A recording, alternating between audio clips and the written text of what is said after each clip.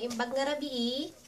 And tonight on Learn Ilocano, let's do some phrases in the hospital as requested. And I have a list here just to make sure I won't forget something. And some of the phrases here was already posted from one of the first video, and that's how to ask what's your name, where do you live, your age, and such.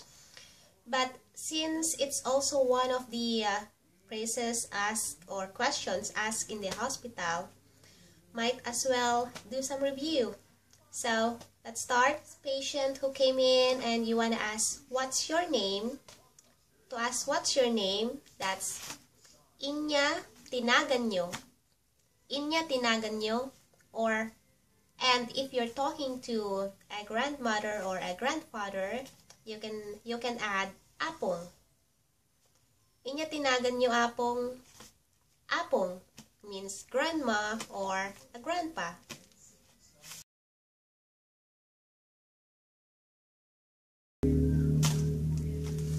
Inya ti nagan yo apong.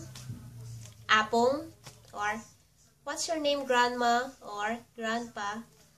And next, if you want to ask how old are you, or say you're taking down notes and you're asking questions with the patient, and you want to say inya tinagan nyo apong, mano ti taon nyo, or how old are you, mano ti taon, how old, or how old are you, mano ti taon, or mano ti taon, taon, mano ti taon, yo apong.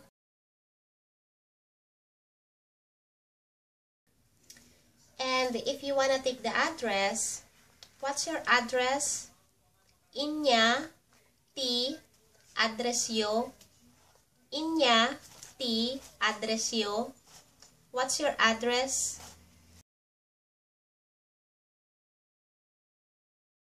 And if you want to ask, do you have an appointment? Adda ti appointment yo. Adda ti appointment yo. Adda ti appointment yo. Or do you have an appointment?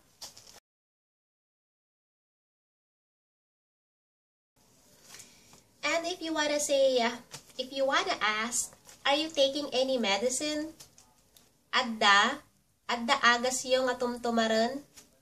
Adda agas or medicine. Adda agas yo nga tumtumaren. Tumtumaren. Again, tumtumaren. Adda agas yo nga tumtumaren.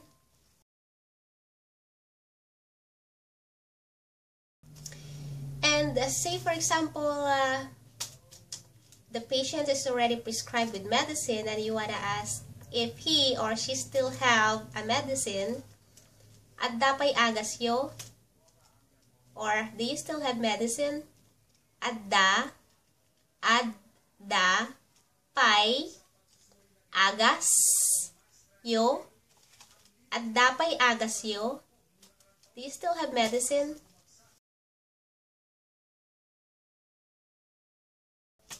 And to say, sit down, have a seat, or take a seat, agtugaw kayo,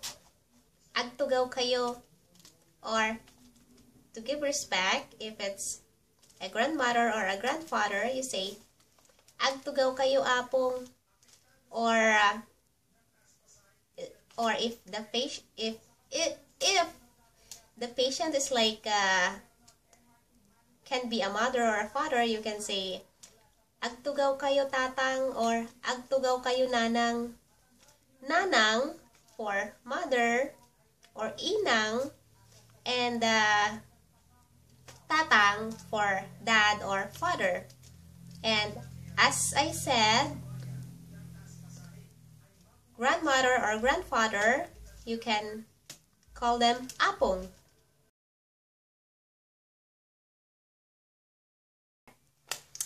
So, that's it for tonight. That's our Ilocano phrases used in the hospital. And since there's more, that's gonna be on our next video. And you can check below for the phrases that we use on the video, and also some related videos, some related previous videos. And